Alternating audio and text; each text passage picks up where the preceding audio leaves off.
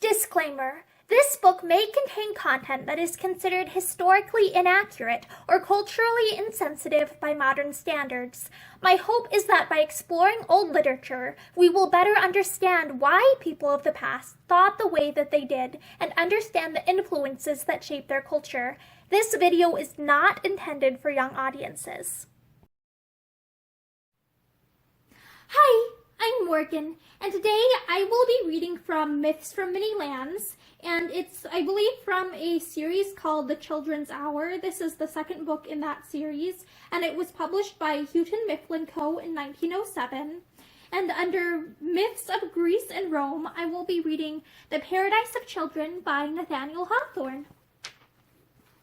Long ago, when this old world was in its tender infancy, there was a child named Epimetheus who never had either father or mother, and that he might not be lonely, another child, fatherless and motherless like himself, was sent from a far country to live with him and be his playfellow and helpmate. Her name was Pandora.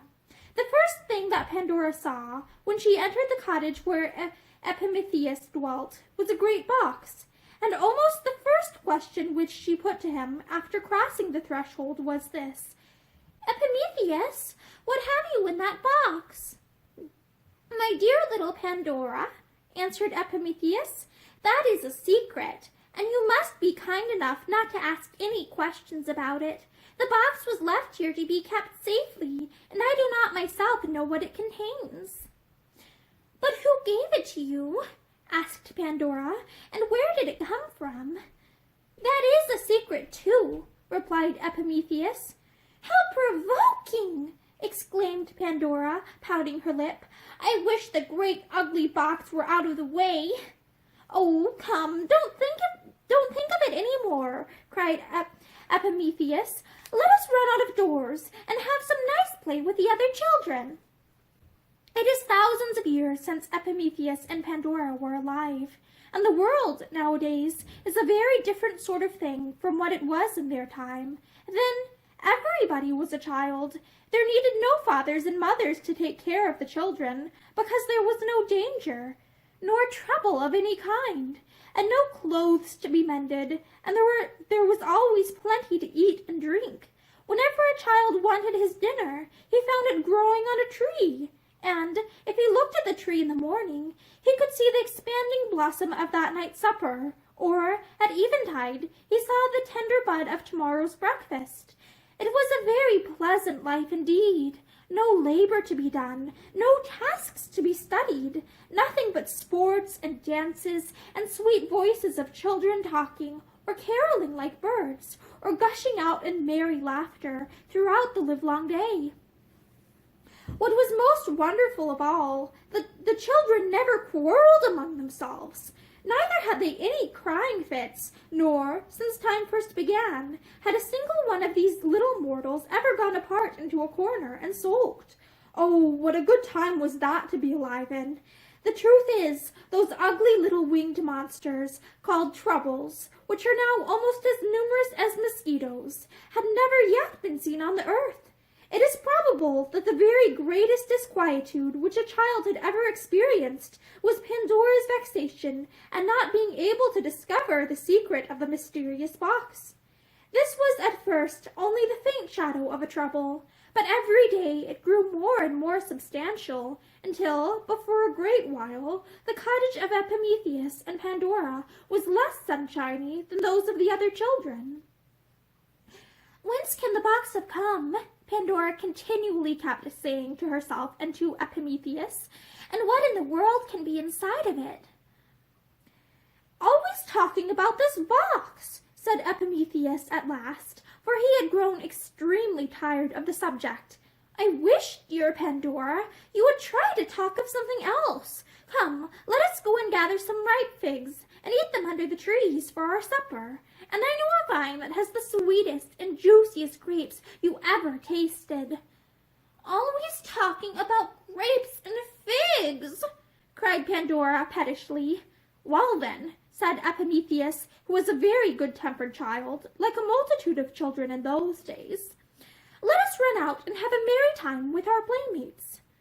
I am tired of merry times, and don't care if I never have any more, answered our pettish little Pandora. And besides, I never do have any. This ugly box, I am so taken up with thinking about it all the time. I insist upon your telling me what is inside of it. As I have already said 50 times over, I do not know, replied Epimetheus, getting a little vexed. How, then, can I tell you what is inside?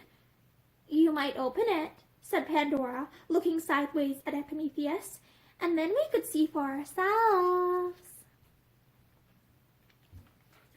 Pandora, what are you thinking of? Exclaimed Epimetheus, and his face expressed so much horror at the idea of looking into a box which had been confided to him on the condition of his never opening it, that Pandora thought it best not to suggest it any more. Still, however, she could not help thinking and talking about the box. At least, said she, you can tell me how it came here. It was left at the door, replied Epimetheus, just before you came, by a person who looked very smiling and intelligent, and who could hardly forbear laughing as he put it down. He was dressed in an odd kind of cloak, and had on a cap that seemed to be made partly of feathers, so that it looked almost as if it had wings. What sort of staff had he? Asked Pandora. Oh, the most curious staff you ever saw, cried Epimetheus. It was like two serpents twisting around a stick, and was carved so naturally that I, at first, thought the serpents were alive. I know him, said Pandora thoughtfully. Nobody else has such a staff. It was Quicksilver, and he brought me hither, as well as the box. No doubt he intended it for me, and, most probably, it contains pretty dresses for me to wear, or toys for you and me to play with, or something very nice for us both to eat. Perhaps so, answered Epimetheus, turning away. But until Quicksilver comes back and tells us so, we have neither of us any right to lift the lid of the box. What a dull boy he is, muttered Pandora, as Epimetheus left the cottage. I do wish he had a little more enterprise. For the first time since her arrival, Epimetheus had gone out without asking Pandora to accompany him. He went to gather figs and grapes by himself, or to seek whatever amusement he could find in other society than his little playfellows. He was tired to death of hearing about the box, and heartily wished that Quicksilver, or whatever was the messenger's name, had left it at some other child's door, where Pandora would never have set eyes on it, so perseveringly as she did babble about this one thing. The box, and nothing but the box. It seemed as if the box were bewitched, and as if the cottage were not big enough to hold it, without Pandora's continually stumbling over it, and making Epimetheus stumble over it likewise, and bruising all four of their shins.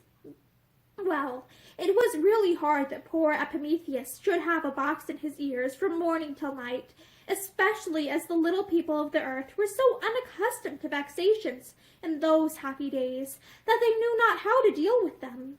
Thus, a small vexation made as much disturbance then as a far bigger one would in our own times. After Epimetheus was gone, Pandora stood gazing at the box. She had called it ugly above 100 times, but in spite of all that she had said against it, it was positively a very handsome article of furniture, and would have been quite an ornament to any room in which it should be placed. It was made of a beautiful kind of wood, with dark and rich veins spreading over its surface, which was so highly polished that little Pandora could see her face in it. As the child had no other looking-glass, it is odd that she did not value the box, merely on this account. The edges and corners of the box were carved with most wonderful skill. Around the margin there were figures of graceful men and women, and the prettiest children ever seen, reclining or sporting amid a profusion of flowers and foliage. And these various objects were so exquisitely represented, and were wrought together in such harmony, that flowers, Foliage and human beings seemed to combine into a wreath of mingled beauty. But here and there, peeping forth from behind the carved foliage, Pandora once or twice fancied that she saw a face not so lovely, or something or other that was disagreeable, and which stole the beauty out of all the rest. Nevertheless, on looking more closely, and touching the spot with her finger, she could discover nothing of the kind. Some face that was really beautiful had been made to look ugly by her catching a sideway glimpse at it. The most beautiful face of all was done in what is called high relief, in the center of the lid.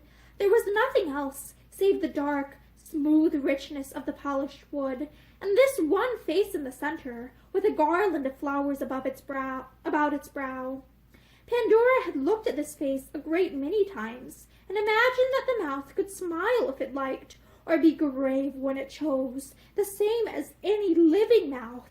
The features, indeed, all wore a very lively and rather mischievous expression, which looked almost as if it needs must burst out of the carved lips and utter itself in words. Had the mouth spoken, it would probably have been something like this. "Do not be afraid, Pandora. What harm can there be in opening the box? Never mind that poor, simple Epimetheus. You are wiser than he, and have 10 times as much spirit. Open the box, and see if you do not find something very pretty." The box, I had almost forgotten to say, was fastened, not by a lock, nor by any other such contrivance, but by a very intricate knot of gold cord. There appeared to be no end to this knot, and no beginning. Never was a knot so cunningly twisted, nor with so many ins and outs, which roguishly defied the skillfulest fingers to disentangle them. And yet, by the very difficulty that there was in it, Pandora was the more tempted to examine the knot, and just see how it was made. 2 or 3 times already she had stooped over the box, and taken the knot between her thumb and forefinger, but without positively trying to undo it. "I really believe," said she to herself, "that I begin to see how it was done. Nay, perhaps I could tie it up again, after undoing it. There would be no harm in that, surely. Even Epimetheus would not blame me for that. I need not open the box, and should not, of course, without the foolish boy's consent, even if the knot were untied." It might have been better for Pandora if she had had a little work to do, or anything to employ her mind upon, so as not to be so constantly thinking of this one subject. But children led so easy a life, before any troubles came into the world, that they had really a great deal too much leisure.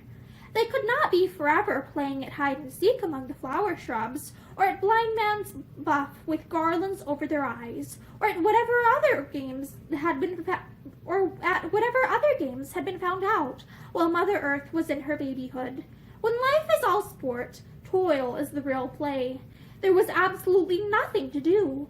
A little sweeping and dusting about the cottage, I suppose, and the gathering of fresh flowers, which were only too abundant everywhere, and arranging them in vases, and poor little Pandora's day's work was over.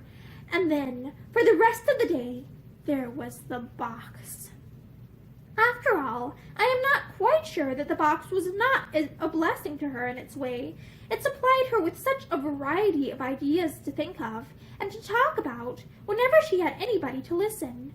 When she was in good humor, she could admire the bright polish of its sides, and the rich border of beautiful faces and foliage that ran all around it. Or, if she chanced to be ill-tempered, she could give it a push, or kick it with her naughty little foot. And many a kick did the box, but it was a mischievous box, as we shall see, and deserved all it got. Many a kick did it receive. But certain it is, if it had not been for the box, our active-minded little Pandora would not have known half so well how to spend her time as she now did. for it was really an endless employment to guess what was inside. What could it be, indeed? Just imagine, my little hearers, how busy your wits would be if there were a great box in the house, which, as you might have reason to suppose, contained something new and pretty for your Christmas or New Year's gifts. Do you think that you should be less curious than Pandora? If you were left alone with the box, might you not feel a little tempted to lift the lid? But you would not do it. Oh, fie, no, only, if you thought there were toys in it, it would be so very hard to let slip an opportunity of taking just one peep. I know not whether Pandora expected any toys, for none had yet begun to be made, probably, in those days, when the world itself was one great plaything for the children that dwelt upon it. But Pandora was convinced that there was something very beautiful and valuable in the box, and therefore she felt just as anxious to take a peep as any of these little girls here around me would have felt, and possibly a little more so. But of that I am not quite so certain. On this particular day, however, which we have so long been talking about, her curiosity grew so much greater than it usually was, that, at last, she approached the box. She was more than half determined to open it, if she could. Ah, naughty Pandora! First, however, she tried to lift it. It was heavy, quite too heavy for the slender strength of a child like Pandora. She raised one end of the box a few inches from the floor and let it fall again, with a pretty loud thump. A moment afterwards, she almost fancied that she heard something stir inside of the box. She applied her ear as closely as possible and listened. Positively, there did seem to be a kind of stifled murmur within. Or was it merely the singing in Pandora's ears? Or could it be the beating of her heart? The child could not quite satisfy herself whether she had heard anything or no. But, at all events, her curiosity was stronger than ever. As she drew back her head, her eyes fell upon the knot of gold cord. "It must have been a very ingenious person who tied this knot," said Pandora to herself. "But I think I could untie it, nevertheless. I am resolved, at least, to find the two ends of the cord." So she took the golden knot in her fingers and pried into its intricacies as sharply as she could. Almost without intending it, or quite knowing what she was about, she was soon busily engaged in attempting to undo it. Meanwhile, the bright sunshine came through the open window, as did likewise the merry voices of the children, playing at a distance, and perhaps the voice of Epimetheus among them. Pandora stopped to listen. What a beautiful day it was! Would it not be wiser if she were to let the troublesome knot alone, and think no more about the box, but run and join her little playfellows, and be happy? All this time, however, her fingers were half unconsciously busy with the knot, and happening to glance at the flower-wreathed face on the lid of the enchanted box, she seemed to perceive it slyly grinning at her. "That face looks very mischievous," thought Pandora. "I wonder whether it smiles because I am doing wrong. I have the greatest mind in the world to run away." But just then, by the merest accident, she gave the knot a kind of a twist, which produced a wonderful result. The gold cord unwound itself, as if by magic, and left the box without a fastening. "This is the strangest thing I ever knew," said Pandora. "What will Epimetheus say? And how can I possibly tie it up again?" She made one or two attempts to restore the knot, but soon found it quite beyond her skill. It had disentangled itself so suddenly that she could not in the least remember how the strings had been doubled into one another, and when she tried to recollect the shape and appearance of the knot, it seemed to have gone entirely out of her mind. Nothing was to be done, therefore, but to let the box remain as it was until Epimetheus should come in. "But," said Pandora, "when he finds the knot untied, he will know that I have done it. How shall I make him believe that I have not looked into the box?" And then the thought came into her naughty little heart that, Since she would be suspected of having looked into the box, she might just as well do so at once. Oh, very naughty and very foolish Pandora! You should have thought only of doing what was right, and of leaving undone what was wrong, and not of what your playfellow Epimetheus would have said or believed. And so perhaps she might, if the enchanted face on the lid of the box had not looked so bewitchingly persuasive at her, and if she had not seemed to hear, more distinctly than before, the murmur of small voices within. She could not tell whether it was fancy or no, but there was quite a little tumult of whispers in her ear, or else it was her curiosity that whispered. "Let us out, dear Pandora. Pray let us out. We will be such nice, pretty playfellows for you. Only let us out." What can it be? Thought Pandora. Is there something alive in the box? Well, yes, I am resolved to take just one peep, only one peep, and then the lid shall be shut down as safely as ever. There cannot possibly be any harm in just one little peep. But it is now time for us to see what Epimetheus was doing. This was the first time, since his little playmate had come to dwell with him, that he had attempted to enjoy any pleasure in which she did not partake. But nothing went right, nor was he nearly so happy as on other days. He could not find a sweet grape or a ripe fig. If Epimetheus had a fault, it was a little too much fondness for figs. Or, if ripe at all, they were overripe and so sweet as to be cloying. There was no mirth in his heart, such as usually made his voice gush out of its own accord and swell the merriment of his companions.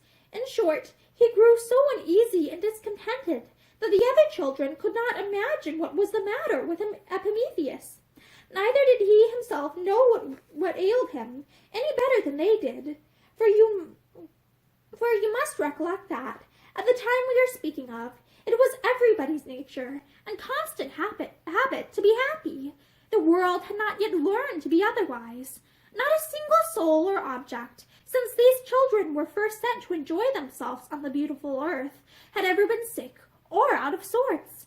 At length, discovering that, somehow or other, he put a stop to all the play, Epimetheus judged it best to go back to Pandora, who was in a humor better suited to his own. But, with the hope of giving her pleasure, he gathered some flowers and made them into a wreath, which he meant to put upon her head. The flowers were very lovely, roses and lilies and orange blossoms, and a great many more, which left a trail of fragrance behind, as Epimetheus carried them along. And the wreath was put together with as much skill as could reasonably be expected of a boy. The fingers of little girls, it has always appeared to me, are the fittest to twine flower wreaths. But boys could do it, in those days, rather better than they can now. And here I must mention that a great black cloud had been gathering in the sky for some time past, although it had not yet overspread the sun. But just as Epimetheus reached the cottage door, this cloud began to intercept the sunshine, and thus to make a sudden and sad obscurity. He entered softly, for he meant, if possible, to steal behind Pandora and fling the wreath of flowers over her head, before she should be aware of his approach. But, as it happened, there was no need of his treading so very lightly. He might have trod as heavily as he pleased, as heavily as a grown man, as heavily, I was going to say, as an elephant, without much probability of Pandora's hearing his footsteps. She was too intent upon her purpose. At the moment of his entering the cottage, the naughty child had put her hand to the lid, and was on the point of opening the mysterious box. Epimetheus beheld her. If he had cried out, Pandora would probably have withdrawn her hand, and the fatal mystery of the box might never have been known. But Epimetheus himself, although he said very little about it, had his own share of curiosity to know what was inside. Perceiving that Pandora was resolved to find out the secret, he determined that his playfellow should not be the only wise person in the cottage. And if there were anything pretty or valuable in the box, he meant to take half of it to himself. Thus, after all his sage speeches to Pandora about restraining her curiosity, Epimetheus turned out to be quite as foolish, and nearly as much in fault as she. So, whenever we blame Pandora for what happened, we must not forget to shake our heads at Epimetheus likewise. As Pandora raised the lid, the cottage grew very dark and dismal, for the black cloud had now swept quite over the sun, and seemed to have buried it alive. There had, for a little while past, been a low growling and muttering, which all at once broke into a heavy peal of thunder. But Pandora, heeding nothing of all this, lifted the lid nearly upright and looked inside. It seemed as if a sudden swarm of winged creatures brushed past her, taking flight out of the box, while, at the same instant, she heard the voice of Epimetheus with a lamentable tone, as if he were in pain. "Oh, I am stung!" cried he. "I am stung! Naughty Pandora! Why have you opened this wicked box?" Pandora let fall the lid and, starting up, looked about her to see what had befallen Epimetheus. The thunder cloud had so darkened the room that she could not very clearly discern what was in it, but she heard a disagreeable buzzing, as if a great many huge flies, or gigantic mosquitoes, or those insects which we call door-bugs and pinching dogs, were darting about. And, as her eyes grew more accustomed to the imperfect light, she saw a crowd of ugly little shapes, with bats' wings, looking abominably spiteful, and armed with terribly long stings in their tails. It was one of these that had stung Epimetheus. Nor was it a great while before Pandora herself began to scream, and no less pain and affright than her playfellow, and making a vast deal more hubbub about it. An odious little monster had settled on her forehead, and would have stung her I know not how deeply, if Epimetheus had not run and brushed it away. Now, if you wish to know what these ugly things might be, which had made their escape out of the box, I must tell you that they were the whole family of earthly troubles. There were evil passions. There were a great many species of cares. There were more than 150 sorrows. There were diseases, and a vast number of miserable and painful shapes. There were more kinds of naughtiness than it would be of any use to talk about. In short, everything that has since afflicted the souls and bodies of mankind had been shut up in the mysterious box and given to Epimetheus and Pandora to be kept safely, in order that the happy children of the world might never be molested by them. Had they been faithful to their trust, all would have gone well. No grown person would ever have been sad, nor any child have had cause to shed a single tear from that hour until this moment. But, and you may see by this how a wrong act of any one mortal is a calamity to the whole world, by Pandora's lifting the lid of that miserable box, and by the fault of Epimetheus, too, in not preventing her, these troubles have obtained a foothold among us, and do not seem very likely to be driven away in a hurry. For it was impossible, as you will easily guess, that the two children should keep the ugly swarm in their own little cottage. On the contrary, the first thing that they did was to fling open the doors and windows, in hopes of getting rid of them, and, sure enough, away flew the winged troubles all abroad, and so pestered and tormented the small people everywhere about, that none of them so much as smiled for many days afterwards, and, what was very singular, all the flowers and dewy blossoms on earth, not one of which had hitherto faded, now began to droop and shed their leaves after a day or two. The children, moreover, who before seemed immortal in their childhood, now grew older, day by day, and came soon to be youths and maidens, and men and women by and by, and aged people, before they dreamed of such a thing. Meanwhile, the naughty Pandora, and hardly less naughty Epimetheus, Epimetheus remained in their cottage. Both of them had been grievously stung, and were in a good deal of pain, which seemed the more intolerable to them, because it was the very first pain that had ever been felt since the world began. Of course, they were entirely unaccustomed to it, and could have no idea what it meant. Besides all this, they were in exceedingly bad humor, both with themselves and with one another. In order to indulge it to the utmost, Epimetheus sat down solemnly in a corner with his back towards Pandora, while Pandora flung herself upon the floor, and rested her head on the fatal and abominable box. She was crying bitterly, and sobbing as if her heart would break. Suddenly there was a gentle little tap on the inside of the lid. "What can that be?" cried Pandora, lifting her head.